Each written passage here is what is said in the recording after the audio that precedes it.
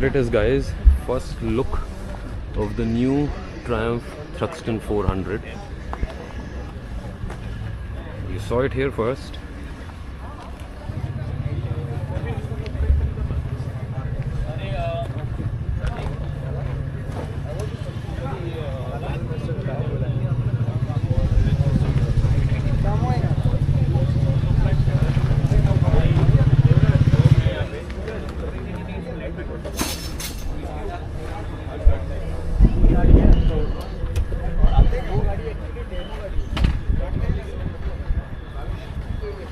So rumor has it has 42 bhp of power, 2 bhp more than the Speed 400. It's a different tune. It's the same engine but a different tune. So it produces 2 bhp more. It has clip-on handlebars unlike the Speed 400. So has a bikini fairing. The tank is a bit different, looks a little bit muscular. Has a center fuel cap. Seat looks spacious, comfortable. From what it seems to be, it is pretty plush, and it runs on MRF tires. Surprising. MRF steel radial tires. So side by side comparison, you see the clip-on handlebars on this, and here's the Speed 400 with the normal handlebars. Same engine unit, but 2 bhp more in this. So welcome back. Here we are at Triumph, World of Triumph event at Pune Kartdrome. And what do I have behind me? The all new Thruxton 400. It's the bike we've all heard about, we've been waiting for, and I just can't wait to ride it today. I will try to record the ride. However, the event organizers are maintaining a strict secrecy. They are not allowing me to film the ride itself, but I will still try my best to do just that. So, what is it about and what's the first impressions like? All in all respects and aspects, it is a Speed 400 with a few crucial changes and details. So first things first, the seat. It looks to me that it is similar or exactly the same as what the Speed 400 has. However, it does come with this beautiful cowl that is going to complete that cafe racer look. Apart from that, the grab rail looks to be a bit different. It has changed. Then you have the beautiful Thruxton 400 branding over here.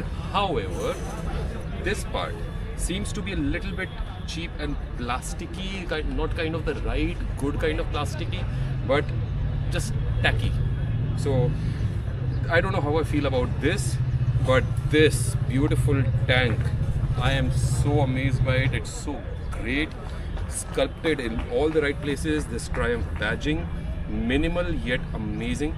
It has a center tank fuel cap, but the biggest changes are, number one, you get a bikini fairing.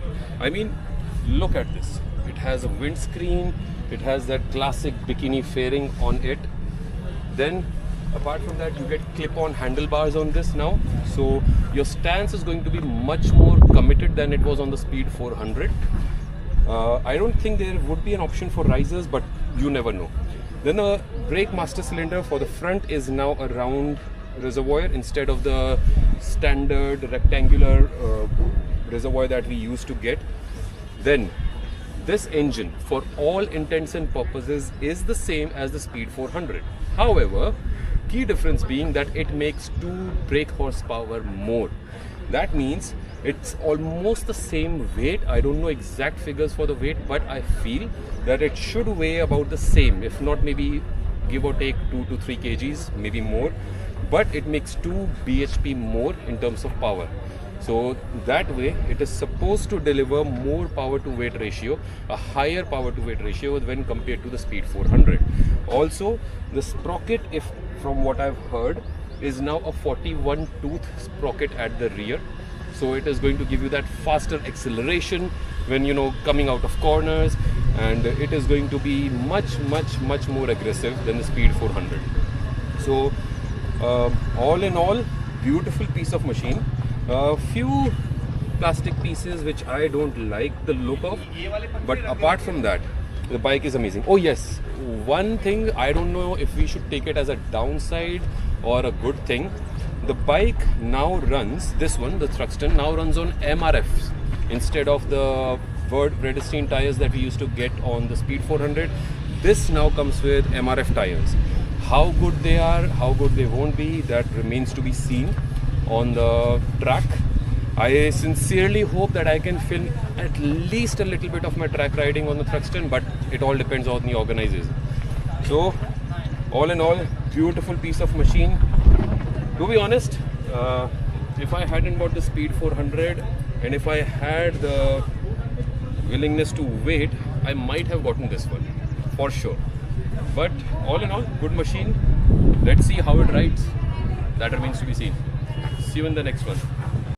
So after all that talking, it's finally time for the test ride. That's me on the second bike behind the instructor. First things first, the riding stance is really committed. Flat handlebars means that you will be hunched over on your wrists and the weight would be on your wrists and arms and shoulders. The Cafe Racer style tank is going to make you elongate your reach. It is going to make you reach for the handlebars, but it is a wonderful position to do what this bike does best. Lean into corners, go fast, go aggressive, and it just is a wonderful canyon carving machine. I must say that the MRF tires on this bike, they did really well. I was surprised. But then again, MRF is going to be improving considering all the bikes that are coming in the market. The vibrations are next to nothing. The bike is very fun to ride. It is easy to lean.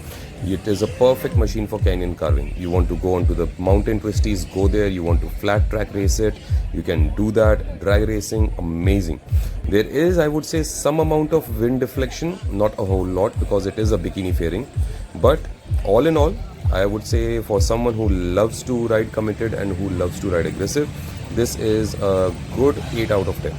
Not for your daily rides though. So go book a test ride at your nearest showroom, but if you have any more questions, do reach out.